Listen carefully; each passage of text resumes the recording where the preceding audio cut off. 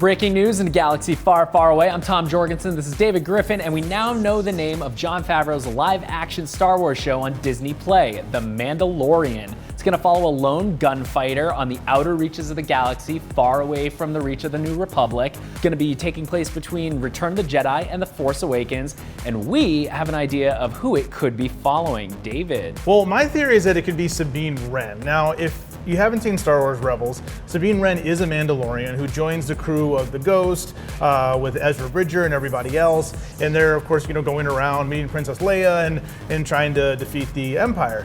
Now, after Star Wars Rebels ends, so spoiler alert if you haven't seen Star Wars Rebels, we see Sabine Wren post Return of the Jedi. There's a little bit of a flash forward. She joins up with Ahsoka Tano, and they're going off. They're looking for Ezra Bridger to see what happened to him at the end of Star Wars Rebels. So she's around. She's in this universe. She is a Mandalorian.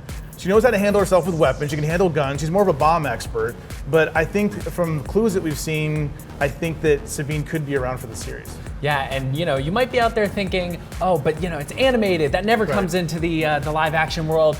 Not the case, because just recently in Solo, we saw Darth Maul come back. Of course, it looked like Darth Maul died in Phantom Menace, but was brought back for the Clone Wars, which was, of course, headed up by Dave Filoni, also created Sabine Wren. Now, what's interesting is that if you check out Jon Favreau's Instagram recently, he was posting some photos with Dave Filoni on Skywalker Ranch.